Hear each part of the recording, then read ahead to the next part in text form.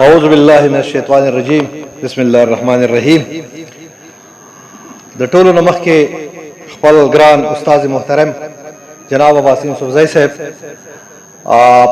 په سټیج ناستو نورو درنو ملګرو مشرانو او دلته کې راغلي خوږو کشرانو همزولو السلام علیکم. زه که په دې کتاب خبرې کوم یا د دې کتاب یا دا تذکره چې کومه ده که په دې خبرې کوم نو دا به مناسب ځکه نه چې دلته کې ډېر لوی لوی پوهان ناست دي نو زه به د هغې ته پرېږدم. خو څنګه چې مخکې ما یو ورځ دلته ویلي وو چې زما خوشنصیبي دا ده چې کله دا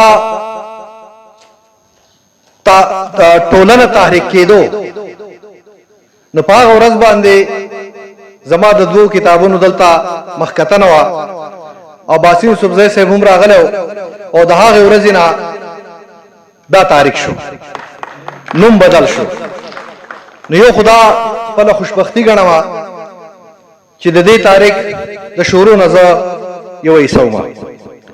بله د دې ملګرو د مینې د دوی د خلوص او د دوی د محبت زما سره د شکریه ادا کولو بالکل الفاظ ځکه نشته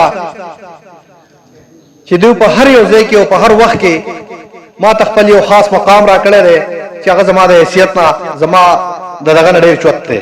نو د دې شکریه ادا کوم، د زړه د تله مبارکي ورکوم چې دومره ښایسته دومره ښکلی کتاب چاپ کو او په هغې کې د ټولې پښتونخوا ساګر صاحب خو په خپل هغه پیغام کې ویلي چې د نیمې پښتونخوا خو زه یم چې د پښتونخوا د ډېرو ځایونو په دې کې د ډېرو لویو لویو شاعرانو نومونه دي، د هغې څنګه چې ورته وایي سوانح عمري ده، د هغې د ژوند خبرې دي پکې. نو دا یو ډېر عظیم او ډېر لوی کتاب دی او بیا زه ځان خوش قسمته ګڼم چې په دې کتاب کې زه هم یو حصه یم. خبرې ډېرې نه کوم خو یو څو شعرونه به درته ووایم، باقي خبرې به ټولې پرېږدم ملګرو ته. او دا کم شعر یا غزل چې زه وایم نو دا د دې کتاب کې راغلی دی.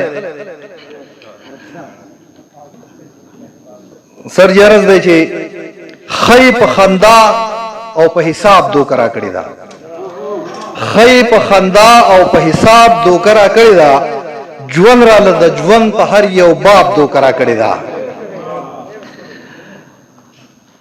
دغه ټول پردیو ما خوښ کړي پوهه نه ومه، دغه ټول پردیو ما خوښ کړي پوهه نه ومه، مالا زما شوق انتخاب دوکه را کړې ده.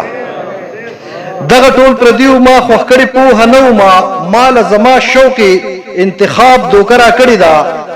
او زه حسن پرست لکه بوران وم ملګرو، خو زه حسن پرست لکه بوران نه وم ملګرو، خو هسې په کتو راله ګلاب دوکه را کړې ده.